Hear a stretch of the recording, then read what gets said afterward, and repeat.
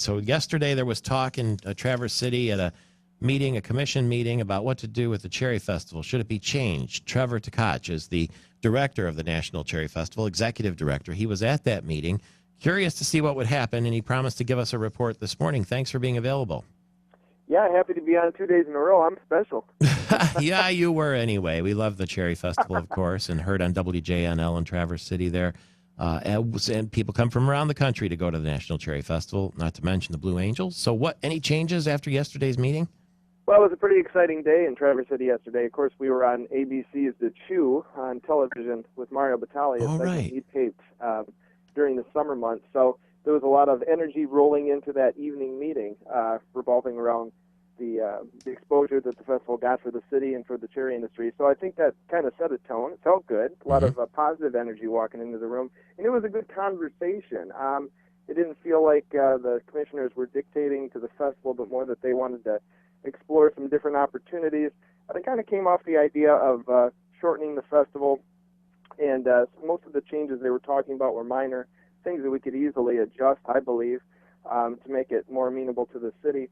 We're still talking a little bit about the 4th of July. There were concerns still that maybe we should delink the two and have the 4th separate from the festival. But that's, there's a lot of variables that play in that conversation. So we're going to explore all sides and make sure we make the right decision here in Traverse City. No more talk of shortening the festival. You're still going to get 2 weekends, right?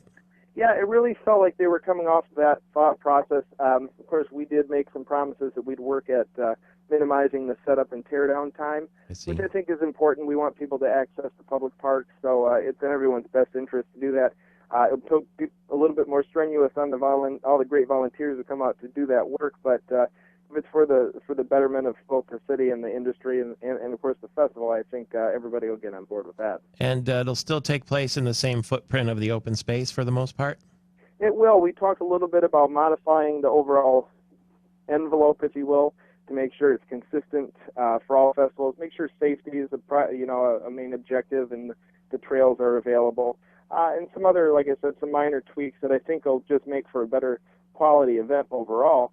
So, we're open to those conversations and trying to make this the best festival we possibly can. Okay, so it's good for you. Not too much change, just some adjustments, and for the moment, continuing on the 4th of July time.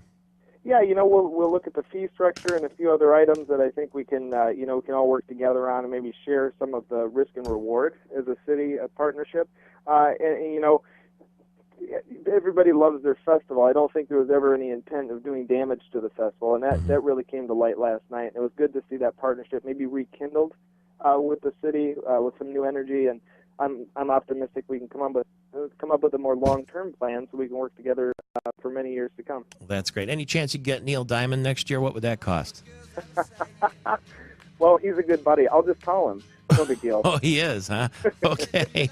Well, send him a bag of cherries with some, some jewelry in it or something. See what happens. 8 before the hour. Cherry Festival lives on largely in the same capacity with a couple of tweaks, according to Trevor Tkach, the executive director. Congratulations. 8 before the hour, Michael Patrick Shields.